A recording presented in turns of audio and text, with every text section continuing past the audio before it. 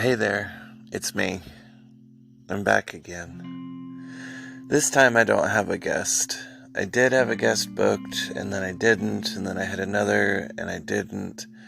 And then I decided, what the hell, why not? I've been working on a book for 3 years now, and slowly have been letting people read it, and now I figured, well, why the hell not actually read some of it. I thought I'd try something different. But before I get to the reading, I just wanted to thank everyone who has listened and everyone who has participated thus far. I'm very surprised. I didn't think that this would be really anything. I just, on a whim, decided I would do this, and the response has been great. So I appreciate all the listens, all the feedback, all the people who have taken time out of their busy schedules to tune in. Thank you so much.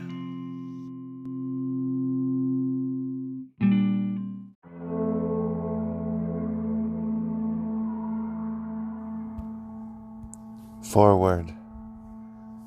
It's come to my attention, perhaps my brain is a strange place that overthinks everything, all the time, constantly. I'm a light sleeper and an insomniac. It's a lot of fun. I have to take drugs to sleep. I realize there may be things in this book some people may have an issue with. My intention isn't to piss anyone off. My intention is purely to put the pieces of my life together like one giant puzzle. My intention for this is a cautionary tale. Not that my life is full of mistakes and I've lived the worst life and everyone should look at my example and do the opposite of what I did. But more so, I want people to learn. I feel it's my duty as a human being on this earth. If I can inspire one person, then I've done my job. But also, I feel like I can impart wisdom. That's the interesting part of getting older, is that you learn more and you're wiser and you are, well, less stupid. I was stupid when I was a kid. I thought I was invincible. I thought I could do everything. I thought I knew everything. I thought I could do no wrong. I also know that pretty much every kid is like this, and that doesn't make me extraordinary or anything. Now that I look at the past, I realize I was wrong. But that's the great part of getting older, is that with age comes realization. So I realize that there are parts where not everyone looks in a good light, or a bad light, or some people aren't even mentioned. And that's not me trying to vilify anybody, it's not me trying to put anyone on a pedestal. It's just me trying to tell my life the way I remember it. I have talked to people and heard stories and interviewed folks and had long talks about the past, which has helped. This is about me. This is my story. This is my life. If anyone has a problem, well, I'm sorry. If anyone doesn't have a problem and thinks that they were just portrayed in the best light and they're just the most awesome person ever, well, I guess you're welcome. But this is about me. This is my life. This was my trauma from what I can remember. This is my story. Here we go.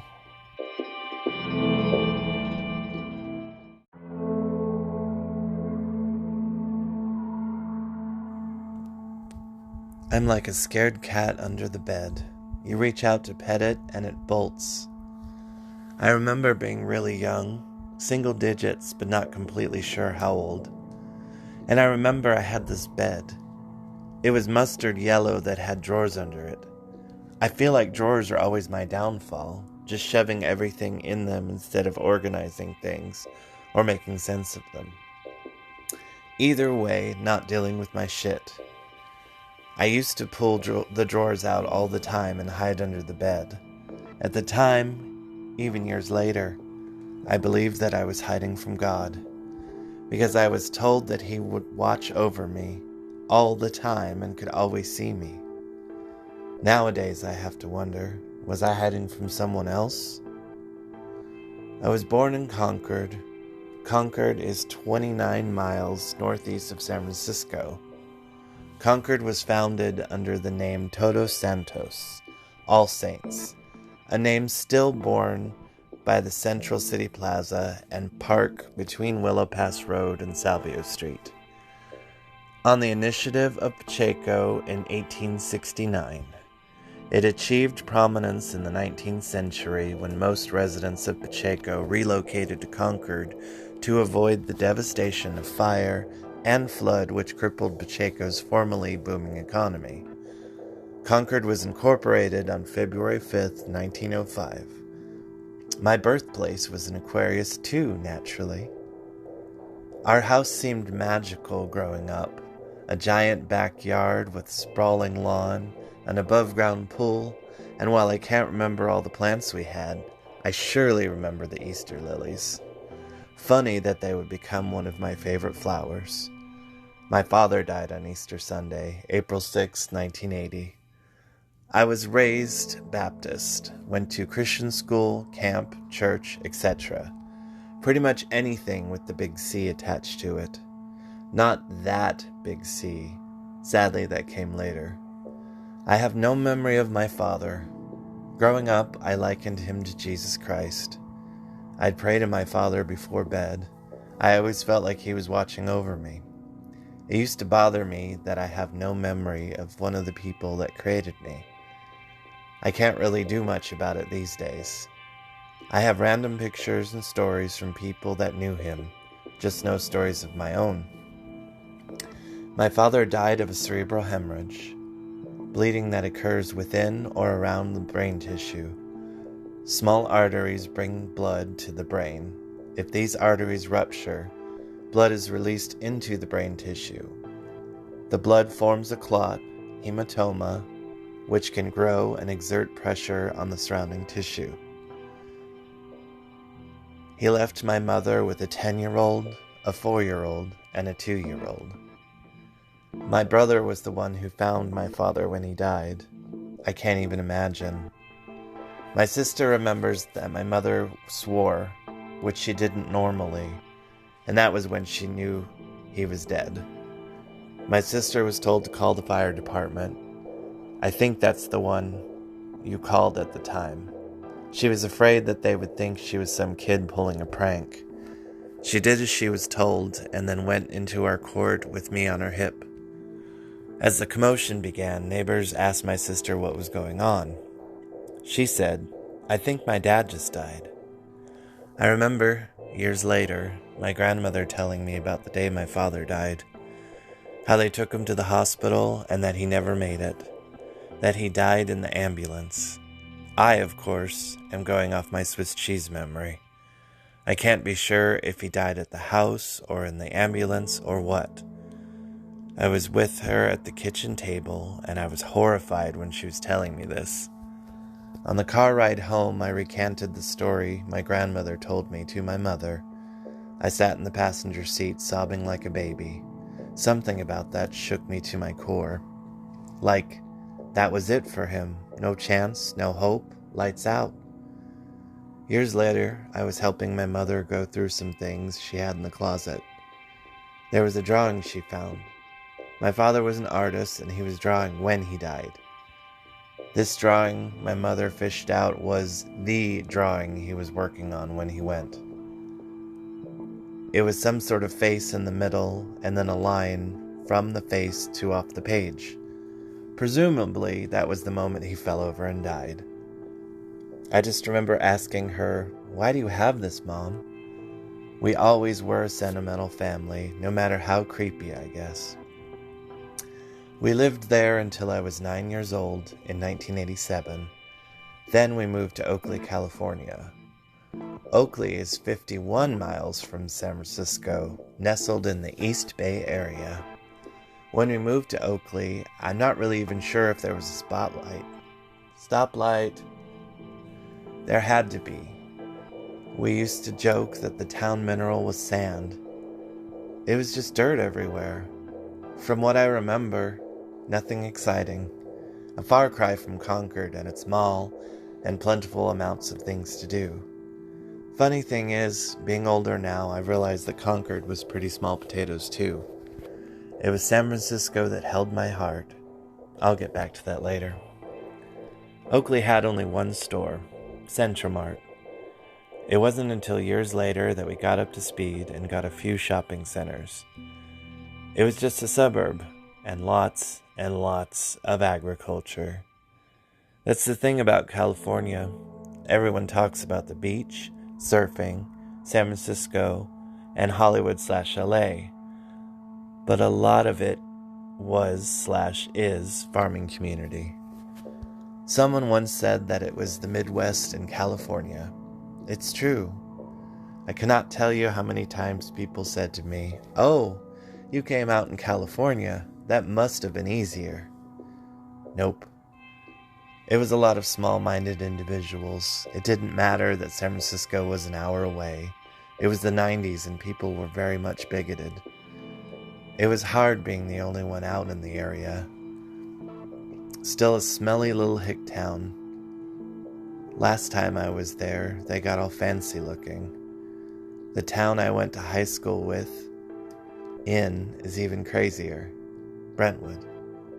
Not that one. For some reason, there are 2 Brentwoods in California. I guess I liked it okay. The excitement of a new place certainly wore off quickly. There wasn't anything to do. It was sandy, barren, and dull. This is my first fish out of water experience. I think at first I had some air of mystery and whatnot because I was the new kid. That was briefly exciting. I remember telling people I lived in Oakley. They'd blink and I'd pretty much have to draw them a map. Sometimes we'd get asked if that's where they made the sunglasses. My reply was usually something like, "Oh yeah, everyone in the town works at the factory and makes the sunglasses." They do not make the sunglasses in Oakley. Sorry to inform you. I still remember the first day of my new school in Oakley. It was October. I remember there was a smell in the air. It was the scent of wet leaves just after the rain. Sometimes I still smell it in the air and wax nostalgic. Fall has always been special. It's a magical time and a time of change. A time where the year has almost been wrapped up. There's just this feeling when fall comes, especially October.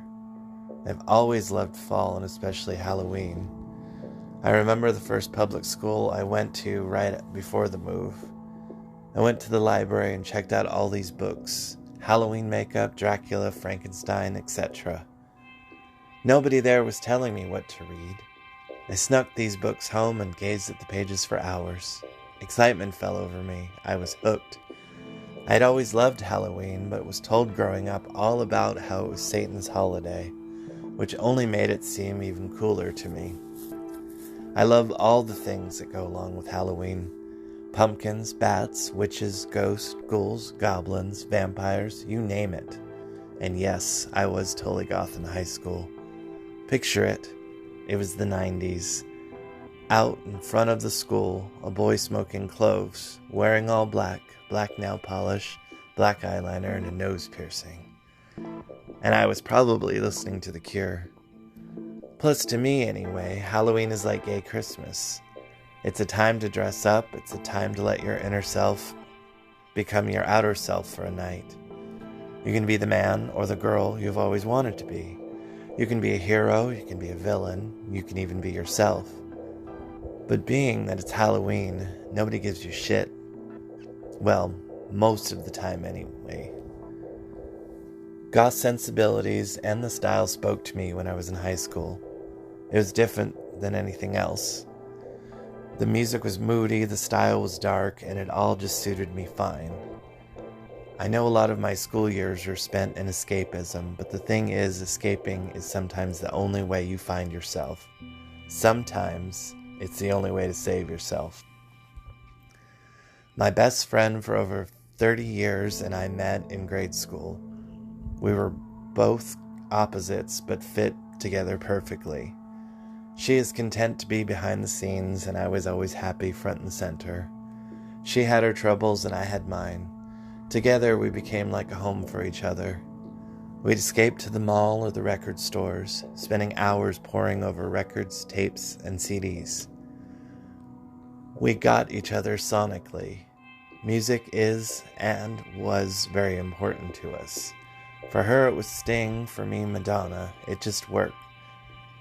We talk over the phone for hours. Her mother always marveled that we just had seen each other and still had to talk on the phone directly after. That's how our friendship worked. That's how friendships work. I was also her mother's first experience with anyone gay. I think I helped shape a lot of people's minds. Being one's first gay, trademark, I know I was and am still unlike anyone. First and foremost, an individual. Everyone had a preconceived notion on how gays were. Even I did. How they sounded, looked, and acted. I was just over there doing my own thing, trying to survive. It was hard to find people I could be real with, especially since school isn't a place where one is able to be real or live life being their true self. If you were an individual in school, you may as well have been a leper. You had to wear all the popular brand name fashions, you had to like all the same bands and singers as everyone else, you had to hang with the right people, you needed to play sports or be a cheerleader, you needed to be straight and white. I know I got a lot of shit, and I'm sure I gave other people shit. I know it's an unfortunate law of the land, kill or be killed. Putting others down in order to make yourself feel better. Sadly, whether aware or not, we've all done it. And the sad thing is, the society is cool with it. It's like something we're supposed to do. It's like an act of self-preservation and not an act of assholery. Hell, some people even get to be president for being a terrible person. So in turn, it tells you that you'll be rewarded. It used to matter about being a good and kind person. Now you're the odd one out if you're a good person. If you treat others how you want to be treated, people don't quite understand that. It's every man for himself. I do mean man and not woman. Being a man and witnessing how they behave, realizing how fucking fragile men are and how they try so hard to be tough and not to have a moment of vulnerability. But at the end of the day, they're weak. And you know what? It's perfectly okay to be weak. It takes more strength to be weak than to be a wall.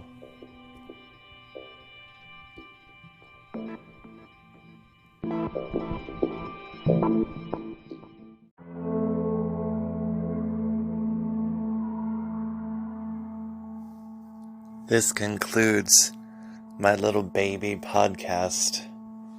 I know it's not the normal length, it's not an hour and a half, and it's not filled with witty conversation, but I still wanted to do an episode, and I wanted to include some of my writing.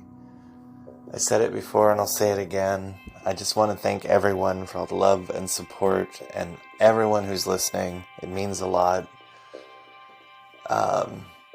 Please keep listening, please keep sharing.